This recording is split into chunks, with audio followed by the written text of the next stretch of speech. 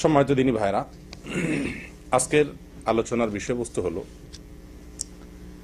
সালাতের বা নামাজের সবচেয়ে বড়, সবচেয়ে কমন ত্রুটি, ভুল কোনটা। এ বিষয়ে যে ভুলটা সালাতের সবচেয়ে বড় ভুল, যে বিষয়টা সালাতের সবচাইতে কমন ভুল, গণহারে কমবেশ সকলেই এই ভুলে আক্রান্ত আমরা, সেই ভুলটা কি? সালাতের সবচেয়ে বড় সমস্যাটা কোন জায়গায়, সেটার বিষয়ে আমরা আলোচনা করার চেষ্টা করবো আজকে ইনশাআল্লাহ বিদিল্লাহ ওয়া মা তৌফিক ইল্লা বিল্লাহ। প্রথম কথা হলো, মুমিনের জীবনের সবচেয়ে গুরুত্বপূর্ণ কাজ হলো সালাহ। মুমিনের জীবনের সবচেয়ে গুরুত্বপূর্ণ কাজ হলো কি? সালাহ, নামাজ। এর চাইতে গুরুত্বপূর্ণ কোনো কাজ ইমানের পরে আর ইমানদারের জন্য নাই। কিয়ামতের ময়দানে আল্লাহ সুবহানাহু ওয়া তাআলা, সুনানে তিরমিজির হাদিসে আসছে যে আল্লাহ সুবহানাহু ওয়া তাআলা সর্বপ্রথম বান্দার যে হিসাবটা নেবেন সেটা হলো কিসের? নামাজের। নামাজের সবচেয়ে গুরুত্বপূর্ণ বিষয়ের হিসাব সবকিছুর আগে নেওয়া হয়। কবরে তো আলমে বারজাখে প্রথমেই ইমানের পরীক্ষা হয়ে যাবে, সবচেয়ে গুরুত্বপূর্ণ বিষয় ইমান। তারপরে যখন হাসর হবে, কিয়ামতের ময়দানে বিচার শুরু হবে, তখন বান্দার প্রথম যে আমলটির হিসাব আল্লাহ চাইবেন সেটা হলো কি? ইন্না আউওয়ালা মা ইউহাসাবু বিহিল আবদু মিন আমালিহি ইয়াউমাল কিয়ামাতি মিন আমালিহি সালাতুহু। অন্য বর্ণনা আছে আউওয়ালু মা ইউহাসাবু বিল আবদু ইয়াউমাল কিয়ামাতি আস-সালাহ। প্রথম সালাতের হিসাব হবে। সালাত যার ঠিকঠাক মতো হয়ে যাবে, তেমন কোনো ভুল ত্রুটি সমস্যা ধরা পড়বে না, সে ব্যক্তি সম্পর্কে নবী সাল্লাল্লাহু আলাইহি ওয়াসাল্লাম বলেছেন ফাইন সালুহাত ফাকাদ আফলাহা ওয়া আনজাহ। যার নামাজের হিসাব মোটামুটি ঠিকঠাক হয়ে গেছে, প্রথম পরীক্ষা পাশ করে গেছে, সে সফল হয়ে গেল, তার অন্যগুলাতে আর খুব বেশি ঠেকবে না, বাঁধবে না। আর ওয়া ইন ফাসাদাত ফাকাদ খাবা ওয়া খাসির। যদি নামাজের হিসাবে কেউ গড়বড় দেখা যায়, কম পড়ছে, ঠিক মতো পড়ে নাই, উল্টাপাল্টা দেখা যায়, এই পরীক্ষা যদি কেউ ফেল করে, তাহলে ফাকাদ খাবা ওয়া খাসির, তাহলে সে ধরা খেয়ে গেল, ব্যাস। কারণ এরপরে অন্য সবগুলাই কি হবে? কঠিন হবে। যারা পরীক্ষক খাতা দেখেন, তারা ছাত্রদের খাতা দেখার সময় প্রথম যে খাতাগুলো দেখেন, অথবা খাতার প্রথম যে উত্তরগুলো, অ্যান্সারগুলো 1, 2 শুরুতে যেগুলো থাকে, এগুলো যত কড়াকড়ি করে দেখেন, এর পরের গুলো এতটা কড়াকড়ি করে দেখেন না। আল্লাহ সুবহানাহু ওয়া তাআলাও সেরকম। প্রিয় দিনী ভাইরা,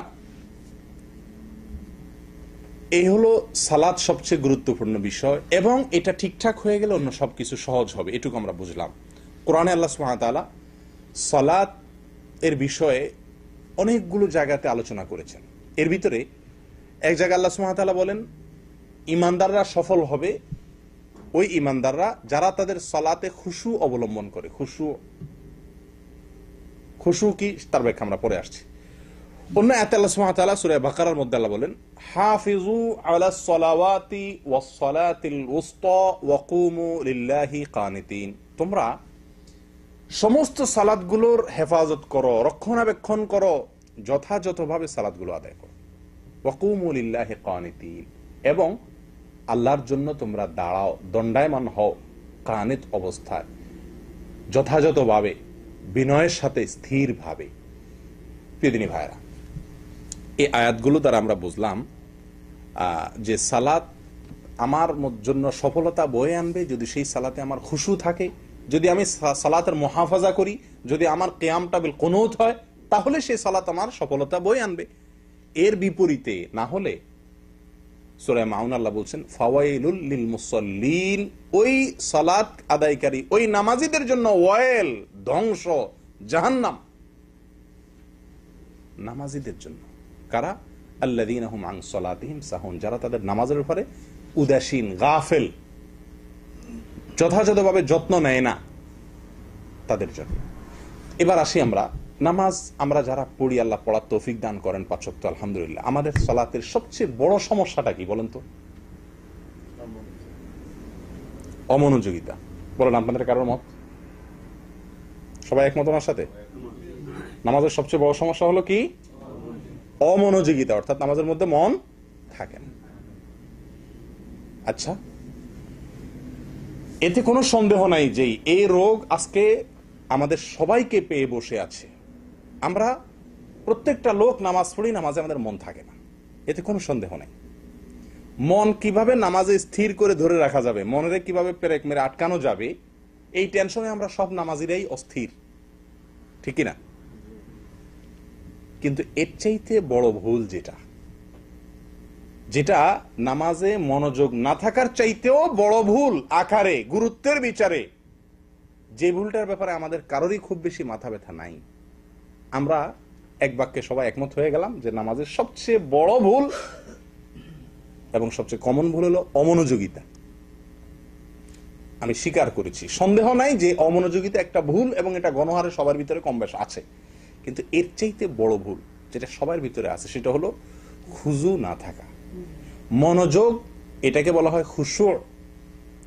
আর বাহ্যিক অঙ্গ প্রত্যঙ্গ দিয়ে সালাতের প্রতিটি রোকনকে যথাযথভাবে ধীর স্থিরতার সাথে আদায় করা, এটা হলো খুদু। দুইটা জিনিস আছে সালাতের জন্য, একটা হলো খুশু আর একটা হলো খুদু। আমরা বেশিরভাগ লোক, আমাদের আপত্তি হলো আমাদের সালাতে খুশু নাই, অর্থাৎ মন স্থির থাকছে না। আসলে মন সবসময় স্থির থাকা সম্ভব না। আপনি 2 রাকাত 4 রাকাত সালাত আদায় করবেন, নামাজ পড়বেন এবং এর শুরু থেকে শেষ পর্যন্ত আপনার মন পরিপূর্ণ নামাজেই থাকবে, কোথাও যাবে না, এটা সম্ভব না। মানুষের মন উড়ন্ত পাখির মতো, এটা ধরে সবসময় আটকে রাখা যায় না, অন্যদিকে মন চলে যেতে পারে। এই চলে যাওয়াটা দোষের নয়। দোষের কি? ইচ্ছাকৃতভাবে অন্য চিন্তা, অন্য ধ্যান, অন্য কল্পনা জল্পনা নামাজের মধ্যে করা, আল্লাহর স্মরণ ছাড়া অন্য কথার দুনিয়াবি কোনো চিন্তা করা নামাজের ভিতরে ইচ্ছাকৃতভাবে করা, এটা হলো দোষের। আর আরেকটা হলো ইচ্ছাকৃত আপনি করেন নাই, কিন্তু আপনি অন্যদিকে যে ভুলে মন চলে গেছে সেটার উপর আপনি স্থির আছেন, সরে আসার চেষ্টা করছেন না, মনটাকে আল্লাহর দিকে আনছেন না। ইচ্ছাকৃত যদি আমরা এরকম করি বা কন্টিনিউ যদি আমি এরকম করতে থাকি বা কখনো মনোযোগ আনার চেষ্টাই যদি আমি না করি, তাহলে সেটা হলো আমার নামাজের অবশ্যই একটি গুরুত্বপূর্ণ ভুল। কিন্তু যদি ভুলে কখনো অন্যদিকে মন চলে যায়, তাহলে সেটা সালাতকে নষ্ট করে দেয় না। কথা বুঝে আসছে? নবী সাল্লাল্লাহু আলাইহি সাল্লামের পর্যন্ত, নবী করিম সাল্লাল্লাহু আলাইহি সাল্লামের পর্যন্ত নামাজে অন্যদিকে মন গেছে হাদিস দ্বারা প্রমাণ পাওয়া যায়। অনেক সময় তিনি নামাজ পড়াচ্ছেন, একদিন তিনি নামাজ পড়াচ্ছেন, কোন এক শিশু বাচ্চার কান্নার আওয়াজ তিনি শুনতে পাইছেন নামাজের মধ্যে, ইমামতি করছেন ওই অবস্থায়। তখন তিনি কি করলেন? বাচ্চার কান্না এত বেশি মাত্রায় হচ্ছে যে মনে হচ্ছে বাচ্চা খুব কষ্টে আছে, হয়তো তার বাবা বা মা উভয়ে তারা কি করছেন, মসজিদের জামাতে শামিল হয়ে গেছেন। তখন নবী করিম সাল্লাল্লাহু আলাইহি সাল্লাম ওই বাচ্চার কান্নার আওয়াজ শুনে তাড়াতাড়ি করে নামাজ সংক্ষেপ করে দিলেন। সংক্ষেপ করে নামাজ শেষে বললেন যে কার বাচ্চা সে যায় যেন ধরে। তাহলে এখান থেকে কি বুঝলাম?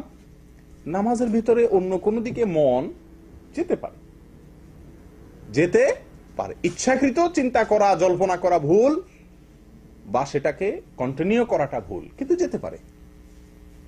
কথা বুঝে আসছে প্রিয় দিনী ভাইরা? কিন্তু একটি হাদিসেও নবী করিম সাল্লাল্লাহু আলাইহি সাল্লামের জীবনের কোন অংশে কোন সাহাবীর বক্তব্য থেকে পাওয়া যায় না যে তার নামাজে তিনি রুকু, সিজদা, কিয়াম, কিরাত, বৈঠক, এই যে কাজগুলো নামাজের, এই আমলগুলো, নামাজের মূল কাজগুলো বা কোনো কাজ তাড়াহুড়া করে শেষ করেছেন, খুব হুলস্থুল করে শেষ করেছেন, দ্রুত শেষ করে ফেলেছেন, এরকম কোন হাদিস পাওয়া যায় না। আমার কথা কি বুঝতে পারছেন? নামাজের ভেতরে মন অন্যদিকে গেছে এটা পাওয়া যায়, কিন্তু নামাজের মধ্যে নামাজের যে বাহিরের অংশ অর্থাৎ খুদু, এটা নষ্ট হয়েছে কখনো, এরকম কোন হাদিস নবী করিম সাল্লাল্লাহু আলাইহি ওয়াসাল্লামের জীবনে পাওয়া যায় না। তার মানে কি? নামাজের মনোযোগ ধরে রাখা যত বেশি গুরুত্বপূর্ণ, তার চাইতে অনেক বেশি গুরুত্বপূর্ণ বিষয় হলো, এর চাইতে অনেক বেশি গুরুত্বপূর্ণ বিষয় হলো কি? নামাজের মধ্যে নামাজের বাহ্যিক যে অঙ্গ প্রত্যঙ্গ, নামাজের বাহ্যিক যে আপনার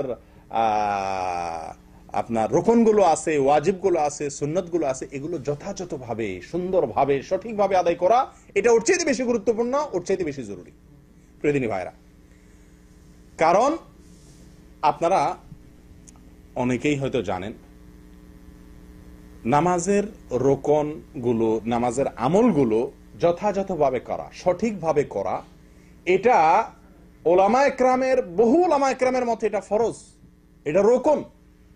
আমাদের দেশের ওলামায়ে কেরাম তথা ইমাম আবু হানিফা রাহিমাহুল্লাহর দৃষ্টিতে এটা ওয়াজিব। ওয়াজিব আর ফরজ খুব বেশি একটা বেশ কম না। ওয়াজিব মানেও আবশ্যক, ফরজ মানেও জরুরি, খুব বেশি বেশ কম নাই। যাই হোক প্রিয়দিনী ভাইরা, এই যে সালাত এবং এই সালাতের ধীরস্থিরতা, খুজু, আস্তে আস্তে রুকু, আস্তে আস্তে সিজদা, আস্তে আস্তে দাঁড়ানো, ধীরে ধীরে কেরাত পড়া, এই কাজগুলোকে ধীর স্থিরতার সাথে করা, এটা আজ সোনার হরিণ হয়ে গেছে। কি বলেন আপনারা? মসজিদে মুসল্লিরা এত দ্রুত নামাজ পড়ে। আমি ব্যক্তিগতভাবে আমার একটা চারিত্রিক দোষ আছে, স্বভাবগত একটা ত্রুটি আছে, সেটা হলো আমি খুব তাড়াহুড়া স্বভাবের মানুষ। কাজ করি তাড়াহুড়া করি, কথা বলি তাড়াহুড়া করি। আমি 2 মিনিটে যে কথা বলি অনেকে 5 মিনিটে এসে কথা বলতে পারে না। চেষ্টা করি আস্তে আস্তে বলার, কিন্তু অভ্যাস হলো একটু বেশি চালু, অতিরিক্ত তাড়াহুড়া করার স্বভাব। তো আমি চিন্তা করলাম যে আমার মতো তড়িৎ স্বভাবের লোক মসজিদে আমি খেয়াল করে দেখছি যে আমি 2 রাকাত নামাজ পড়তে পড়তে অনেকের 2 রাকাত শেষ হইয়া বাইরে হয়ে যায় মানুষ। মসজিদের 80% লোক খালি হয়ে যায় আমার 2 রাকাত সালাম ফেরানোর আগে। আমি যে খুব ধীরে ধীরে পড়ি তা তো না, আমিও তো এ রোগের রোগী কম বেশ, আল্লাহ মাফ করেন, কিন্তু অন্যরা দেখি আমার চাইতে আরো বড় রোগী। তাহলে এই যে নামাজের ব্যাপারে ধীরস্থিরতা অবলম্বন করা, এটা কি সুন্নত না মুস্তাহাব না ফরজ না ওয়াজিব? কি বলেন? জরুরি না করলে ভালো, না করলে নাই? আমার কথা কি বুঝতে পারছেন? দুইটা জিনিস, একটা হলো আপনারা একটা আপত্তি তুলছেন এবং সারা দুনিয়ার নামাজি ভাইদের একটা আপত্তি, সারা পুরুষ মহিলা বড় ছোট বৃদ্ধ যুবক সবার একটাই অভিযোগ নামাজ সম্পর্কে সবচেয়ে গণহারে, সেটা হলো যে ভাই নামাজে মনোযোগ থাকে না, ধ্যান থাকে না। আমরা এটা নিয়ে সবচেয়ে বেশি টেনশন করি। অথচ নামাজে মনোযোগ যদি কোনো দিকে চলে যায়, পৃথিবীর কোনো আলেমের মতে নামাজ হবে না এরকম না। হ্যাঁ, আপনার মোটেই মন নাই, নিয়তি নামাজের দিকে নাই, অন্য কোনো ধান্দা, সেটা ভিন্ন কথা। কিন্তু নামাজের মধ্যে অন্য কোনো দিকে হঠাৎ করে মন চলে গেছে, অন্য কথা মাথা চলে আসছে, আপনি আবার ফিরে নামাজের দিকে মনকে নিয়ে আসছেন, আপনার নামাজ হবে না এরকম কোনো কথা পৃথিবীর কোনো আলেম বলেন না। কিন্তু আপনার রুকুটা ঠিক মতো হয় নাই, আপনার সেজদাটা ঠিক মতো হয় নাই, সেজদা থেকে উঠাটা ঠিক মতো হয় নাই, রুকু থেকে দাঁড়ানোটা ঠিক মতো হয় নাই, সারা দুনিয়ার ওলামাদের মতে আপনার সালাত হয়নি। আমি বুঝাতে পারছি? তাহলে সালাতের যেই ভুলটা আমাদের সবাইর হয়, অথচ এটা নিয়ে আমাদের তেমন কোনো মাথা ব্যথা নাই, এটা নিয়ে আমাদের কেন টেনশন? সবাই ওই মনোযোগ নিয়ে আসি। ঠিক আছে, আপনি মনোযোগের চেষ্টা করেন, কিন্তু আপনি যেই ভুলটা হলে নামাজই হবে না, বাতিল হয়ে যাবে, সেই ভুলটা আমাদের ভিতরে অহরহ হচ্ছে। এ বিষয়ে আমাদের সাবধান হওয়া দরকার কি দরকার না বলেন? ফাওয়াইলুল লিল মুসাল্লিন আল্লাযীনা হুম আন সালাতিহিম সাহুন, এই আয়াতের ব্যাখ্যায় তাফসীর ইবনে কাসিরে ইমাম ইবনে কাসির রাহিমাহুল্লাহ তিনি বলেন, এর অর্থ হলো ইম্মা আন ওয়াক্তিহাল আউয়াল ফায়ুআখিরুনাহা ইলা আখিরিহি দাইমান আও গালিবান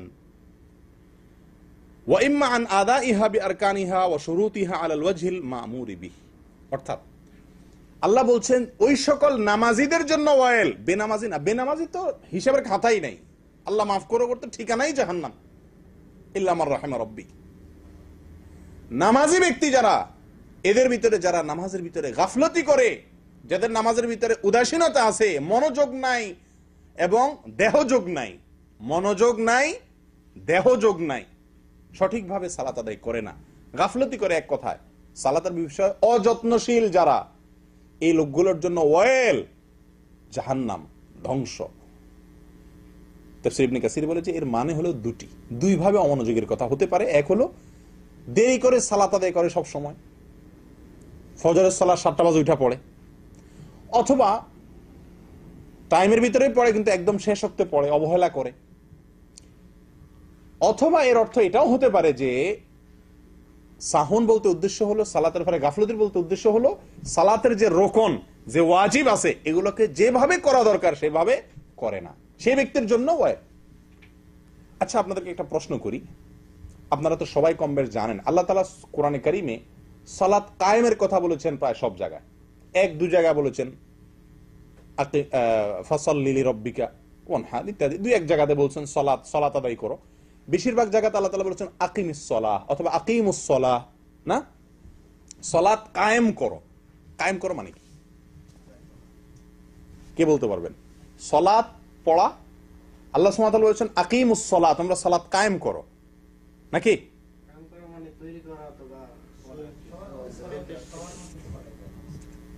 সমাজের মধ্যে ছড়ায়া দেওয়া, একটা ব্যাখ্যা পাইলাম। আর কোন ব্যাখ্যা? কায়েম করো মানে কি? সালাত কায়েম করো মানে কি? সবাইকে সালাতের তাকিদ দেওয়া, একই কথা, কাছাকাছি হইল। প্রতিষ্ঠা, কিভাবে প্রতিষ্ঠা হতে পারে? সবাইকে নিয়ে সালাত কায়েম করবে। মাশাআল্লাহ, আপনারা তো বড় বড় মুফাসসিররা আছে দেখা যায়, এখানে তো অনেক তাফসীর জানে, এরকম মানুষ, কোরআনের ব্যাখ্যা জানা লোক আছে। মাশাআল্লাহ, এটা ভালো কথা, সুভাগ্যের কথা। দেখুন ভাই, সালাত কায়েমের দুইটা ব্যাখ্যা আমাদের সমাজে প্রচলিত আছে, দুইটাই ভুল। এর একটা হলো, অনেকে মনে করেন সালাত কায়েম করা বলতে যেটা ভাই বলছেন যে সবাইকে নিয়ে ডেকে ডুকে সালাত পড়তে হবে, একা একা না। এটা কায়েমের একটা অংশ, ঠিক আছে, এটা কায়েমের মূল ব্যাখ্যা না। আবার অনেকে বলেন সালাত কায়েম বলতে অর্ডার দিয়ে সামাজিকভাবে, রাষ্ট্রীয়ভাবে এটাকে প্রতিষ্ঠা করতে হবে, শুধু একা একা পড়লে হবে না। এটাও ভুল। ভুল বলতে এটা কায়েমের একটা পার্ট, একটা অংশ। কায়েম বলতে এই ব্যাখ্যা কোন তাফসিরের কিতাবে আসেনি। তাফসিরে বাইদাবী পৃথিবীর কোরআনের ব্যাখ্যার নামকরা তাফসির কিতাবগুলোর ভিতরে একটা, যেটা ওলামা একরাম বুঝেন বেশিরভাগ। কোরআনের নিগুড় অনেক তত্ত্ব সেখানে তুলে ধরা হয়েছে। সেখানে একেবারে সূরা বাকারার প্রথম দিকে আল্লাহ সুবহানাহু ওয়া তাআলা যে বলেছেন যে কোরআন কাদের জন্য হেদায়েত দিবে, আল্লাযীনা ইয়ুকিমুনাস সালাহ, এই আয়াতের ব্যাখ্যায় তাফসীরে বাইদাবীতে ইকামাতুস সালাহ বা সালাত কায়েমের ৬-৭টা ব্যাখ্যা উল্লেখ করেছেন। ৬-৭টা ব্যাখ্যা। এই যে ৬-৭টা ব্যাখ্যা উল্লেখ করেছেন, বিশ্বাস করবেন তার সবগুলো ব্যাখ্যার খোলাসা কথা প্রায় একই। সেটা কি? সালাত কায়েম করা বলতে উদ্দেশ্য হলো আদাউহা বিহুকুকিহা, সালাতের সমস্ত হক আদায় করে সালাত আদায় করা।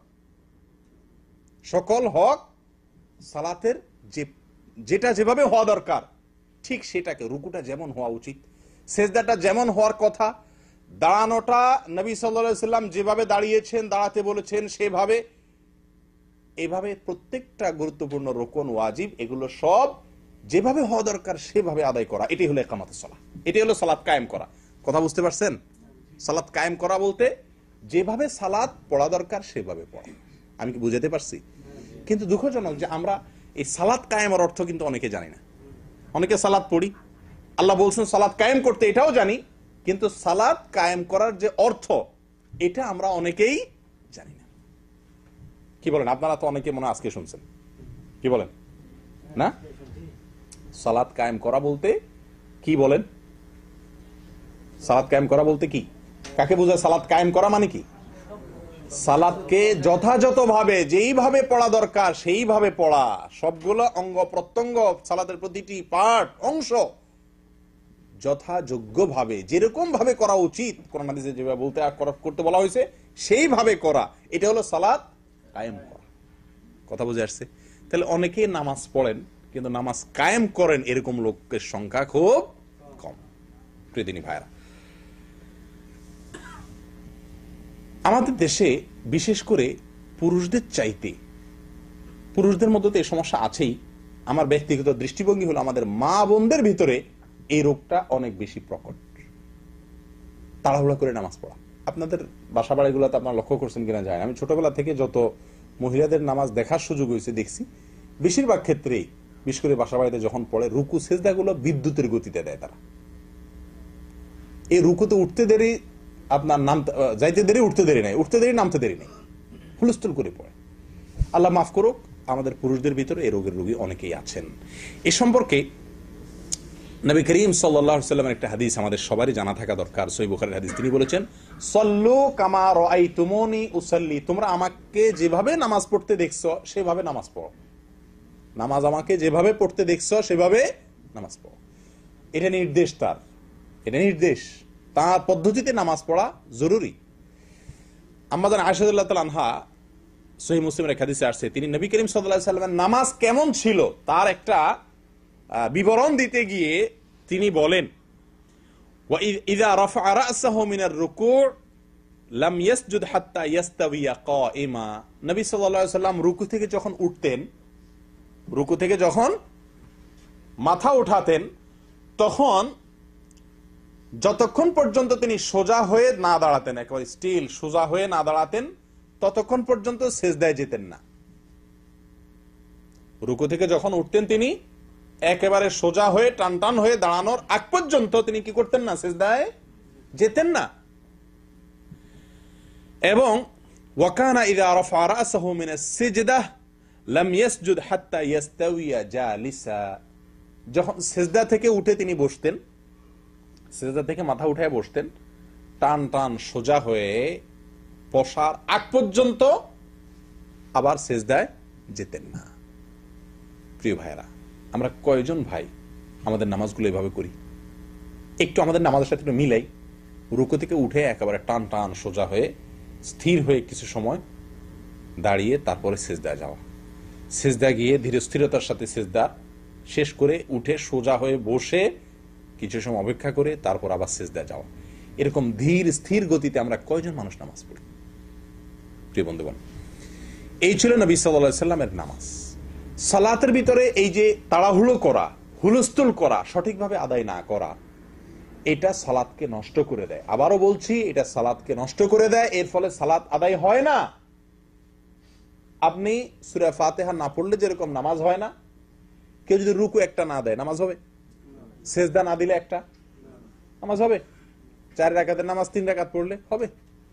ঠিক একইভাবে কেউ সব ঠিক করছে, 4 রাকাতই পড়ছে, রুকু একটাই দিছে, সেজদা 2টাই দিছে, সূরা ফাতিহাও পড়ছে, সবই ঠিক আছে তার, কিন্তু লোকটা রুকু সেজদা উঠা বসা প্রত্যেকটা আমলে তাড়াহুড়ো করছে। যে তাড়াহুড়োটা সালাতের যে ইতমিনান বা তামানিনা, সালাতের যে ধীরস্থিরতা যেটা জরুরি, সেই কাজটি হয় নাই। কি বলেন, এই লোকটা সালাত হইছে না হয় নাই? হবে না, কারণ সে সালাতের জরুরি একটি আমল ছেড়ে দিছে, তামানিনা, ধীরস্থিরতা। প্রিয় বন্ধুগণ, এ সম্পর্কে মৌলিক 2টি হাদিস আছে যেটি আমাদের অনেকেরই আশা করতে পারি আমরা হয়তো আগে শুনছি, আবারও নতুন করে শুনলে হয়তো আমাদের বিবেকগুলোকে নতুন করে ভাবতে সাহায্য করবে। মৌলিকভাবে 2টি হাদিস, এর ভিতরে একটি হাদিস হলো মুসনাদে আহমদের এবং আরো অন্য হাদিসের কিতাবে আসছে। আবু কাতাদা রাদিয়াল্লাহু তাআলা আনহু বলেছেন, নবী করিম সাল্লাল্লাহু আলাইহি ওয়াসাল্লাম ইরশাদ করেছেন, আসওয়া আন-নাসি সারিকাতান আল্লাযী ইয়াসরিকু মিন সালাতিহি। মানুষের মধ্যে সবচেয়ে নিকৃষ্ট চোর ওই ব্যক্তি যে ব্যক্তি তার নামাজে চুরি করে, নামাজ চুরি করে যে ব্যক্তি। আপনারা তো জীবনে বহু চোরের কথা শুনছেন, টাকা চোর, পয়সা চোর, স্বর্ণ চোর, গরু চোর, হাঁস চোর, মুরগি চোর, যত রকমের চোরের কথা শুনছেন দুনিয়াতে। এর ভিতরে সবচাইতে নিকৃষ্টতম চোর, নবী সাল্লাল্লাহু আলাইহি ওয়াসাল্লামের ভাষা সবচাইতে খারাপ চোর, চোরদের মধ্যে সবচেয়ে খারাপ চোর, গরু চোরের চাইতেও খারাপ কে? যে নামাজে চুরি করে। সাহাবীগণ জিজ্ঞাসা করলেন, ক্বালু ইয়া রাসূলুল্লাহ ওয়া কাইফা ইয়াসরিকু মিন সালাতিহি। মানুষ কিভাবে তার নামাজে চুরি করে? নামাজ চুরি কিভাবে করে? নামাজ চুরি করার জিনিস নাকি? টাকা পয়সা চুরি, স্বর্ণ চুরি, গরু চুরি, হাঁস চুরি, মুরগি চুরি, এগুলো তো বুঝে আসে, নিয়ে গেল। নামাজের চুরি কিভাবে জিজ্ঞাসা করা হলো। নবী সাল্লাল্লাহু আলাইহি ওয়াসাল্লাম বলেন, নামাজের চুরি হলো লা ইয়াতিম্মু রুকুআহা ওয়ালা সুজুদাহা। নামাজের চুরি হলো রুকু ঠিক মতো করে না, সেজদা ঠিক মতো করে না, এটা হলো নামাজের চুরি। অন্য বর্ণনা আসছে, অথবা রাবী বলেন সন্দেহ করতেছেন, অথবা তিনি বলেছেন লা ইউকিমু সুলবাহু মিনার রুকুই ওয়াস সুজুদি। রুকু থেকে উঠে, সেজদা থেকে উঠে পিঠ সোজা করে দাঁড়ায় না, বসে না, এটা হলো নামাজের চুরি।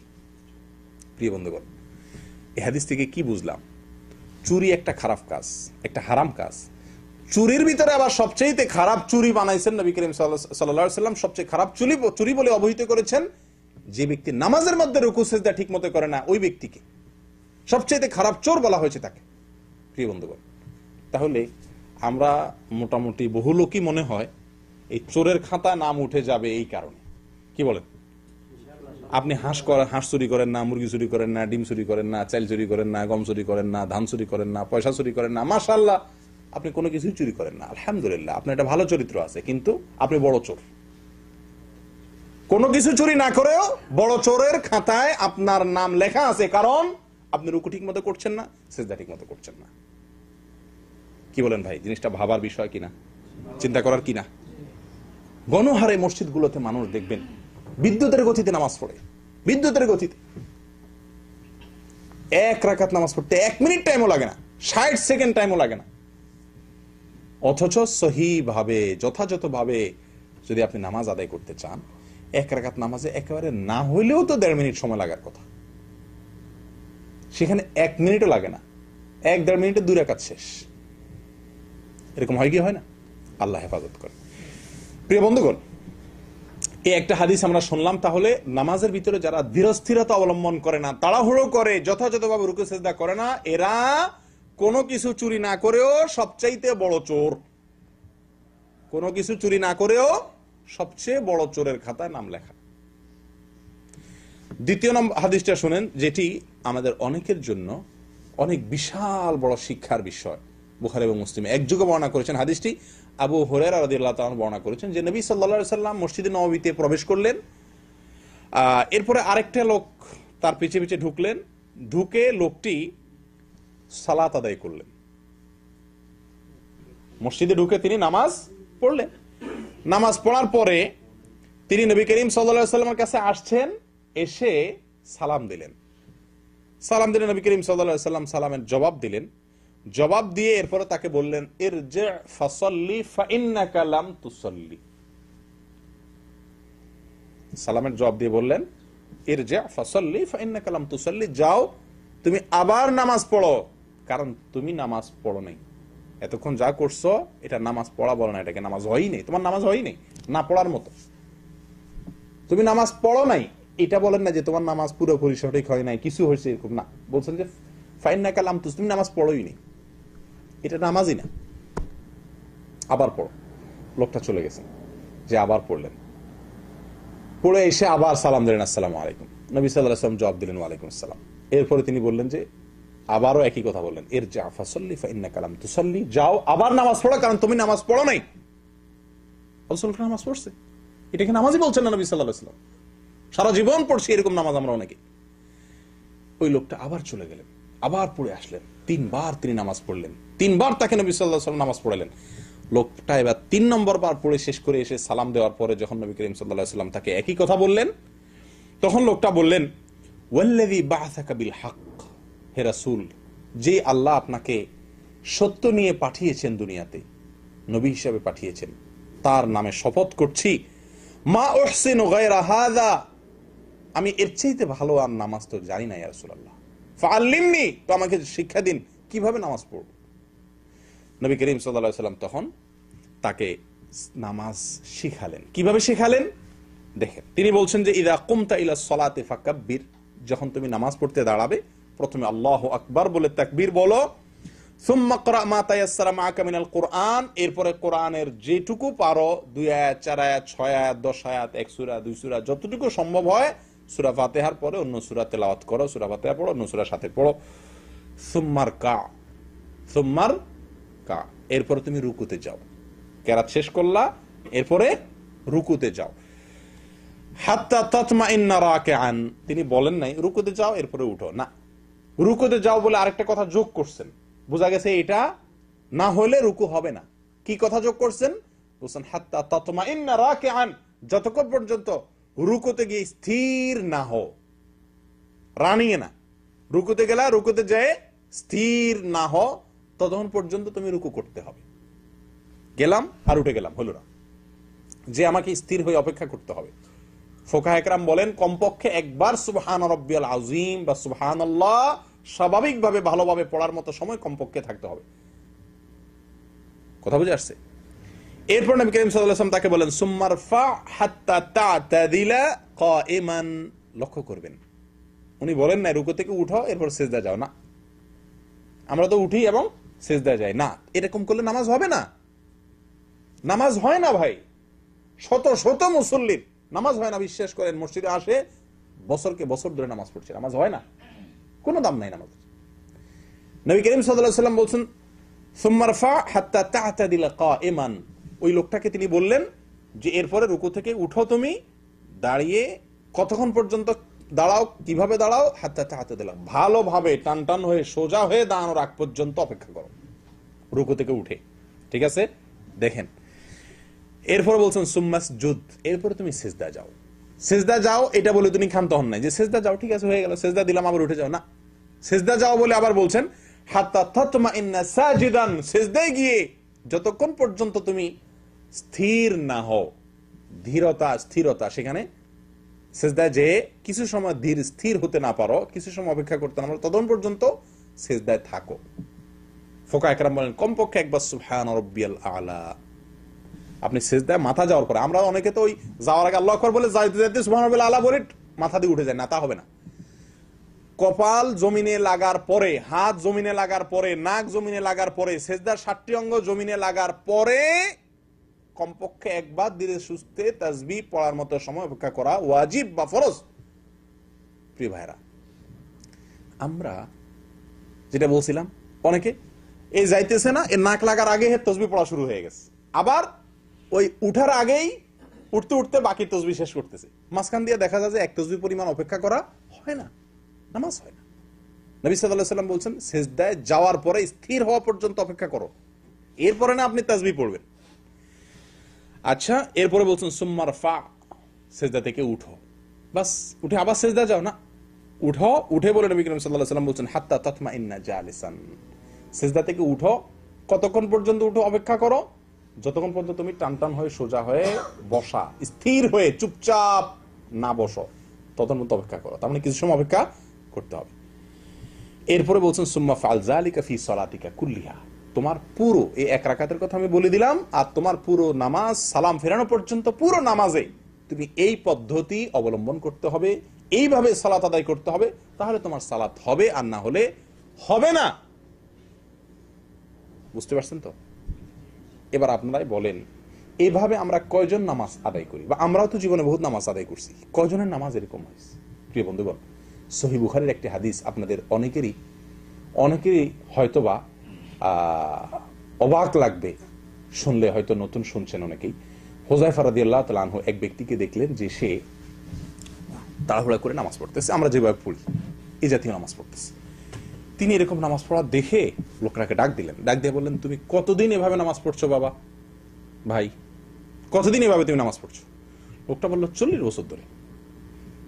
কত বছর ধরে? 40 বছর ধরে তিনি এভাবে নামাজ আদায় করছেন। অন্য বর্ণনা আসছে 40 বছরের কথা না, আপনার সে অনেকদিন থেকে এইভাবে সালাত আদায় করছেন। তো হুযায়ফা রাদিয়াল্লাহু তাআলা আনহু তাকে ডেকে বলছেন যে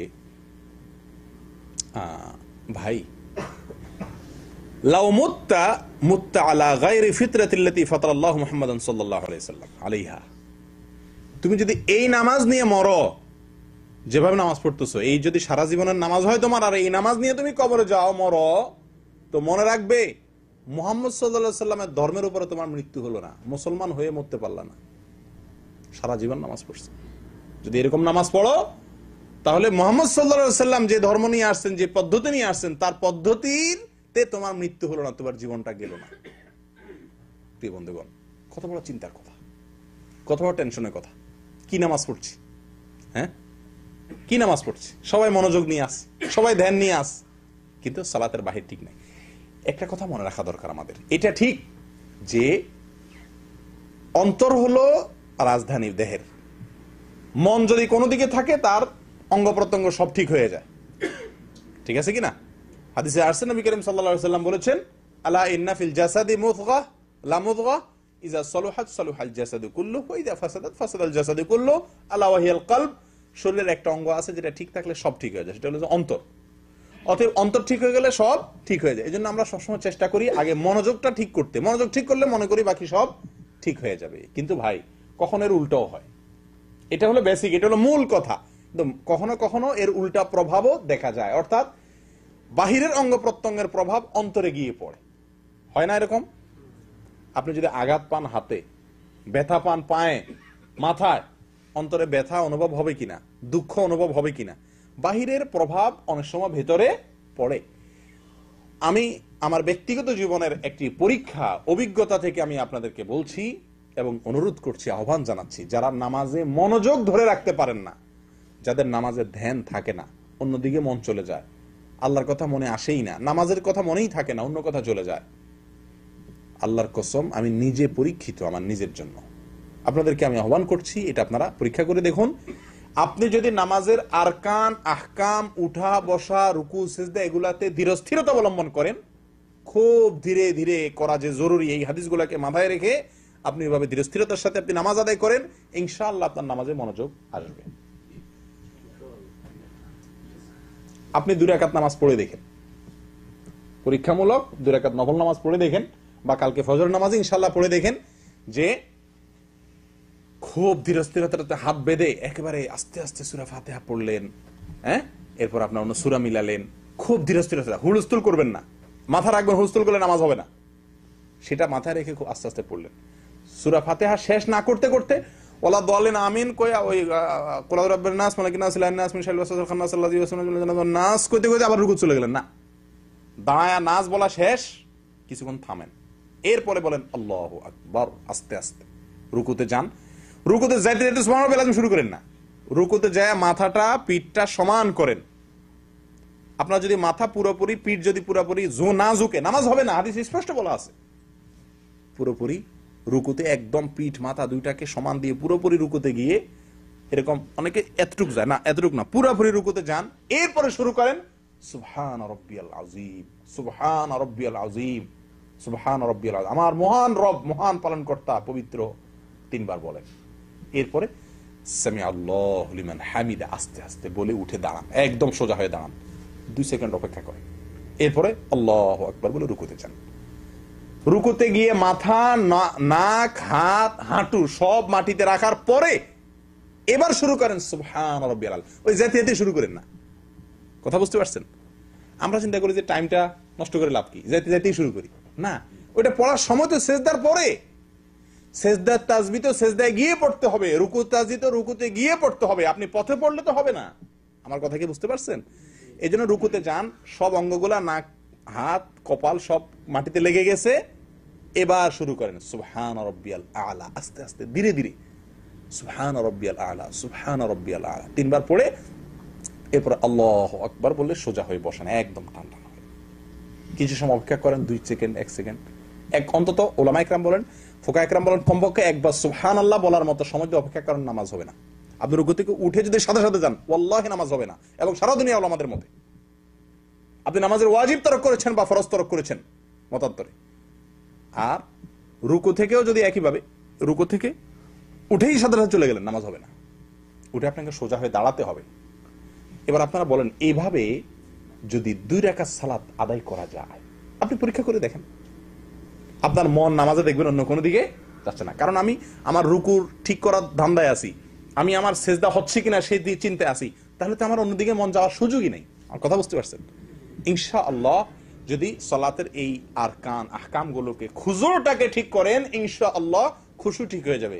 ভাই, অন্তর মানুষের হাতে সবসময় থাকে না, মানুষ চাইলেও মনটাকে সবসময় ধরে রাখতে পারে না, কিন্তু মানুষ যেটা পারে সেটা কি, এই রুকুগুলো ঠিক মতো করতে পারে, সিজদাগুলো আমরা ঠিক মতো করতে পারি নাকি? এটা আমাদের কন্ট্রোলে কিনা? 100%। আমার অঙ্গ প্রত্যঙ্গগুলো পুরোপুরি আমার কন্ট্রোলে, অন্তরটা সবসময় আমার নিয়ন্ত্রণে থাকে না। আপনার যেটা নিজের নিয়ন্ত্রণে আছে, আপনার যেটা সাধ্যের মধ্যে আছে, সেটুকু আপনি করেন, ইনশাআল্লাহ যেটা আপনার সাধ্যে নাই, আল্লাহ সুবহানাহু ওয়া তাআলা সেটা ঠিক করে দিবেন। কথা বুঝে আসছে? করবেন তো ইনশাআল্লাহ? আল্লাহ আমাদেরকে তৌফিক দান করেন। প্রিয় দিনী ভাইরা, আনাস রাদিয়াল্লাহু তাআলা আনহু বর্ণনা করেন, সহিহ বুখারী মুসলিমের হাদিস, নবী সাল্লাল্লাহু আলাইহি সাল্লাম ইরশাদ করেছেন, আতিমুর রুকু ওয়াস সুজুদ, তোমরা রুকু এবং সিজদাগুলোকে ইতমাম করো, পরিপূর্ণ করো। রুকু সিজদাকে পরিপূর্ণ করো। রুকু পরিপূর্ণ করা মানে হলো ভালোভাবে পিঠ মাথা সোজা হয়, এত বেশি ঝুঁকতে হবে, হালকা ঝুঁকলে হবে না, পরিপূর্ণ ঝুঁকতে হবে। ঝুঁকেই শুধু না, ঝুঁকার পরে তাসবিহ পড়তে হবে ধীরে স্থিরতার সাথে, এরপরে উঠে সোজা হয়ে দাঁড়ায় একদম টান টান হয়ে সোজা দাঁড়ায় অপেক্ষা করতে হবে কিছু সময়, এরপর আপনি সেজদা যাবেন। এটা বলে রুকু ঠিক করা। সেজদাও একইভাবে। এটা করার জন্য নবী করিম সাল্লাল্লাহু আলাইহি ওয়াসাল্লাম নির্দেশ দিয়েছেন। ইবনে মাজার এক হাদিসে আসছে, নবী সাল্লাল্লাহু আলাইহি ওয়াসাল্লাম বলেছেন, ইয়া মাশাআল মুসলিমিন, ইয়া মাশাআল মুসলিমিন, ও মুসলিমরা শুনে রাখো, লা সালাতা লিমান লা ইউকিমু সুলবাহু ফির রুকু'i ওয়াস সুজুদ। হাদিসটি সহিহ। নবী সাল্লাল্লাহু আলাইহি ওয়াসাল্লাম বলেন, ও মুসলিমরা, ও মুসলমানরা, যে ব্যক্তি নামাজের মধ্যে রুকুতে তার পিঠ সোজা না করে, পিঠ মাথা সোজা না করে, অর্থাৎ ভালো করে না ঝুঁকে, এরকম থাকলে তার সোজা হলো না, এবং সেজদায় গিয়ে যে ব্যক্তি পিঠ মাথা সোজা না করে, সঠিকভাবে রুকু এবং সেজদা না করে, ওই ব্যক্তির সালাত হয় না, নবী করিম সাল্লাল্লাহু আলাইহি ওয়াসাল্লাম বলছেন।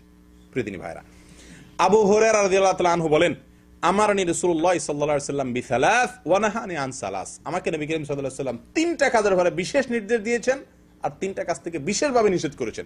যে তিনটা কাজের জন্য বিশেষভাবে নির্দেশ দিয়েছেন তার ভিতরে একটা হলো একটা ওয়ানাহানি, তিনটা কাজ থেকে তিনি নিষেধ করেছেন, যে সেই নিষিদ্ধ কাজগুলোর ভিতরে একটা হলো নাহানি আন্নাকরাতিন কানাকরাতিদ দিক, মুরগির ঠোকরের মতো যেন আমি ঠোকর না দেই নামাজে। মুরগির ঠোকর বুঝুন তো? মুরগির ঠোকর তো আর আমাদের বোঝানোর দরকার নেই, আমাদের দেশের মানুষ আমরা সবাই জানি আলহামদুলিল্লাহ মুরগির ঠোকর। এই মুরগির ঠোকরের মতো নামাজ যেন না হয়, রুকু সেজদা উঠা বসা, হ্যাঁ, ফটাফট ফটাফট দ্রুত, এটা যেন না করি। নবী করিম সাল্লাল্লাহু আলাইহি ওয়াসাল্লাম আমাকে স্পষ্ট আলাদাভাবে নিষেধ করেছেন। কে বলছেন? আবু হুরায়রা রাদিয়াল্লাহু তাআলা আনহু। তালক ইবনে আলী আল হানাফি রাদিয়াল্লাহু তাআলা আনহু বলেন, নবী করিম সাল্লাল্লাহু আলাইহি ওয়াসাল্লাম বলেছেন, লা ইয়ানজুরুল্লাহু আযজা ওয়া জাল ইলা সালাতি আবদিন লা ইউকিমু ফিহা সুলবাহু বাইনা রুকুইহা ওয়া সুজুদিহা। রাওয়াহু আহমদ। মুসনাদ আহমদের হাদিস। নবী সাল্লাল্লাহু আলাইহি ওয়াসাল্লাম বলেছেন, ওই ব্যক্তির দিকে, ওই ব্যক্তির নামাজের দিকে আল্লাহ তাকায়াও দেখবেন না, চেয়েও দেখবেন না, তাকায়াও দেখবেন না আল্লাহ সুবহানাহু ওয়া তাআলা ওই ব্যক্তির নামাজের দিকে, যে ব্যক্তি রুকু থেকে সোজা হয়ে না দাঁড়ায়, সেজদা থেকে উঠে সোজা হয়ে না বসে, কিছুক্ষণ অপেক্ষা না করে উঠেই আবার চলে যায়, এই ব্যক্তির দিকে আল্লাহ সুবহানাহু ওয়া তাআলা তাকাবেন না। প্রিয় বন্ধুগণ, এখান থেকে আমাদের কিছুটা বোঝা গেছে যে নামাজের সবচেয়ে বড় ভুল, যেটা কারণে নামাজ হবে না, এই ভুলটা আমাদের সবার ভিতরে কম বেশ আছে কি নাই বলেন? আছে কি নাই? আমাদের মা বোনদেরকে আমাদের শিক্ষা দেওয়া আমাদের কর্তব্য। মা বোনদেরকে জানাই দিবেন তো ইনশাআল্লাহ, সবাইকে শিখাই দিবেন, যে আজকে যারা শিখলেন, যারা শুনলেন, যারা জানলেন, যে ভাইরা বোনেরা জানেন নাই, শুনেন নাই, তাদেরকে সচেতন করা আপনাদের কর্তব্য। তাদেরকে জানিয়ে দিবেন, নবী সাল্লাল্লাহু আলাইহি ওয়াসাল্লাম বলেছেন ওই ব্যক্তির নামাজ হবে না, লা সালাতা বলেছেন। কোন ব্যক্তির? যে ব্যক্তি লা ইয়াতিম্মু, যে ব্যক্তি লা ইউকিমু ফিহা সুলবাহু বাইনা রুকুইহা ওয়া সুজুদিহা, রুকু সিজদার মাঝখানে, অর্থাৎ রুকু সিজদার পরে অথবা ভেতরে, যে ব্যক্তি পিঠ সোজা না করে, অর্থাৎ ধীরস্থিরতা অবলম্বন না করে। তাহলে নামাজের খুশু, অন্তরের স্থিরতা, এটা খুবই গুরুত্বপূর্ণ বিষয়, এতে কোনো সন্দেহ নাই। কিন্তু প্রিয় বন্ধুগণ, এর চাইতে বেশি গুরুত্বপূর্ণ বিষয় হলো নামাজের খুজু বা বাহ্যিক অঙ্গ প্রত্যঙ্গগুলোকে, বাহ্যিক আমলগুলোকে ধীরে স্থিরে আস্তে আস্তে করা, অপেক্ষা করে করে করা। আমি আবারও বলছি, খুজু দুনিয়ার কোন ফিকাহবিদ, দুনিয়ার কোন আলেম বলেন না খুশু এটা নামাজের রোকন, ফরজ, ওয়াজিব, এটা মুস্তাহাব, জরুরি। আল্লাহ সুবহানাহু ওয়া তাআলা বলেছেন যে আকিমিস সালাতা লিযিকরি, নামাজের উদ্দেশ্যে আল্লাহ স্মরণ, সেটা ঠিক আছে, কিন্তু এটা না করলে বা এটা ছুটে গেলে নামাজ হবে না। ভুলে ছুটে গেছে, মনোনদিক চলে গেছে, নামাজ হবে না, এই কথা পৃথিবীর কোনো আলেম বলেন না। কারণ এটি ফরজও নয়, ওয়াজিবও নয়, রোকনও নয়, শর্তও নয়। কিন্তু নামাজ এর ধীরস্থিরতা অবলম্বন করা এটা জরুরি, এটা না হলে নামাজ হবে না। ভুলেও যদি ছুটে যায়, ভালো করে শুনে রাখেন, ভুল আপনার মনে ছিল না, রুকু থেকে উঠে চলে গেছেন, পরে মনে হয় ভুল করলাম, হবে না, আবার পড়তে হবে। আমি কি বুঝাতে পারছি? আল্লাহ সুবহানাহু ওয়া তাআলা আমাদের সকলকে নামাজের এই সবচাইতে বড় ভুল, সবচাইতে গণভুল, সবচাইতে কমন ভুল, যে ভুলটা আমাদের সবাইয়ের হয়, সকলের হয়, সেই ভুলটা থেকে আল্লাহ তাআলা আমাদেরকে সংশোধন করার তৌফিক দান করেন। এই যে সাহাবীর কথা আপনারা শুনলেন, দীর্ঘদিন নামাজ পড়ছেন, তিনি কি বললেন? যে তুমি যদি এই নামাজ নিয়ে দুনিয়া থেকে যাও, তাহলে মুহাম্মদ সাল্লাল্লাহু আলাইহি সাল্লামের ধর্ম নিয়ে যেতে পারলা না, মুহাম্মদ সাল্লাল্লাহু আলাইহি সাল্লামের দিন নিয়ে তুমি মরতে পারলা না। চিন্তা করে দেখেন। তাহলে এখন প্রশ্ন ওঠে যে আমরা সারা জীবন যে করছি, ভুল করছি, এটার কি হবে? তাহলে কি এগুলো নামাজ আবার পড়তে হবে কিনা? প্রশ্ন আসে কিনা? এটা প্রশ্ন আসে কিনা? ইবনুল কাইয়িম রাহিমাহুল্লাহ বলেছেন, ইবনে উসাইমিন রাহিমাহুল্লাহ একই কথা বলেছেন। কি বলেছেন? ওনারা বলেছেন যে যদি আপনি না জানা কারণে এটা আপনার ফরজ যে, ওয়াজিব যে, ইতমিনান, ধীরতা, স্থিরতা, অপেক্ষা করা, উঠে এক তাসবিহ পরিমাণ কমপক্ষে সোজা হয়ে দাঁড়া অপেক্ষা করা, শুধু সোজা দাঁড়ালে হবে না, দাঁড়া এক তাসবিহ অপেক্ষা করা, সোজা উঠে সেজদা থেকে এক তাসবিহ অপেক্ষা করা, সেজদায় গিয়ে পরিপূর্ণভাবে সেজদা করে তারপরে কমপক্ষে এক তাসবিহ অপেক্ষা করা, ধীর স্থিরতা, এটা যে জরুরি এই জিনিসটা আপনি জানতেন না। এটা যদি হয় তাহলে আশা করা যায় আপনি তওবা করলে আল্লাহ তাআলা পিছের গুলো মাফ করবেন। তবে এখন জানার পর থেকে আপনি, আর যদি ভুল হয় তাহলে আপনার এটা মাফ নাই। আমি কি বুঝাতে পারছি? কিন্তু আরেকটা সমস্যা দেখা দেয়, সেটা হলো আমাদের দেশে অনেক ইমাম সাহেব, বা এখানেও আছে অনেক ইমাম সাহেব এমন বিদ্যুৎ গতিতে নামাজ পড়ে, বিশেষ করে রমজান মাসে বা রমজানের বাইরেও দেখা যায় যে আপনার এত দ্রুত নামাজ পড়ে যে আপনার এতক্ষণ যে আলোচনা শুনলেন সে আলোচনার আলোকে নামাজটা হয় না। এরকম আছে না অনেক ইমাম নামাজ পড়ে? এরকম যদি ইমাম নামাজ পড়ে তাহলে তার পিছনে নামাজ পড়লে কি নামাজ হবে কিনা, এটা আরেকটা প্রশ্ন, ঠিক কিনা? এই প্রশ্ন উত্তর হলো, যদি ইমাম স্বাভাবিকভাবে তাড়াহুড়া করে, কিন্তু তাড়াহুড়াটা ওই যে সালাতের এই যে তমানিনা, ধীরস্থিরতা, আবশ্যক কাজ যেটা, এটাও না থাকে, তাহলে সেক্ষেত্রে ইমামের নামাজ হয় না। আর ইমামের নামাজ না হলে মুসল্লির ইখতিদাও বাতিল। আমি কি বুঝাতে পারছি? আর যদি এমনি তাড়াহুড়া করে, কিন্তু ওই মাত্রা তাড়াহুড়া না যে মাত্রার কারণে তার সালাত বাতিল হয়ে যাবে, সালাত হয় না, বা সালাতের ওয়াজিব ছুটে গেল, ফরজ ছুটে গেল, এর মাত্রার তাড়াহুড়া না, এমনি তাড়াহুড়া কিন্তু এত বেশি তাড়াহুড়া না, তাহলে সেই ইমামের পিছনে নামাজ পড়লে নামাজ আদায় হয়ে যাবে। কথা কি বুঝাতে পারছি?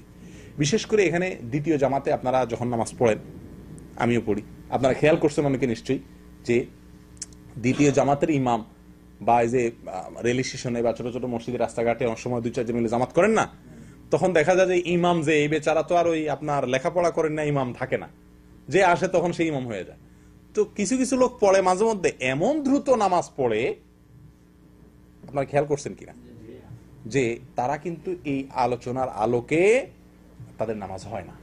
এরকম যদি হয় তাহলে আপনার নামাজ হবে না। আমি কি বুঝাতে পারছি? আল্লাহ তাআলা আমাদেরকে সংশোধনের তৌফিক দান করুন। আমি আহ্বান করব আপনাদেরকে এই মেসেজটুকু, এই বিষয়টুকু আপনারা অন্যদের কাছে পৌঁছে দিবেন, মা বোনদের কাছে পৌঁছে দিবেন, যে ধীরস্থিরতা নামাজের ভেতরে, ধীরস্থিরতা এটা নামাজের জরুরি কাজ। মনে থাকবে ইনশাআল্লাহ? নামাজের ভেতরে ধীরস্থিরতা অবলম্বন করা নামাজের জরুরি কাজ। এটা তরকারির লবণ নয়, এটা তরকারির পানি, এটা তরকারির তরকারি। তরকারি রান্না করতে লবণ যদি না দেন খাওয়ার মতো হবে না, কিন্তু পেট ভরবে, কষ্ট মষ্ট করে ঢুকে পেট ভরান যাবো নাকি? নামাজের ভিতরে মনোযোগ নাই, মন অন্যদিক গেছে, লবণ ছাড়া নামাজ হলো আর কি, নামাজটা এমন জুতের হলো না। কিন্তু যদি আপনার কি হয়, যদি আপনি নামাজের রোকনগুলা, রুকু সিজদাগুলো ঠিক মতো না করেন, তাহলে আপনার তরকারি নেই। তরকারি না থাকলে সালন হবে কিভাবে? কথা বুঝে আসছে? এদিকটা লক্ষ্য করতে হবে। আল্লাহ তাআলা আমাদেরকে তৌফিক দান করেন। জাযাকুমুল্লাহ ওয়া আখিরু দাওয়ানা আলহামদুলিল্লাহি রাব্বিল আলামিন। জি, কোনো প্রশ্ন থাকলে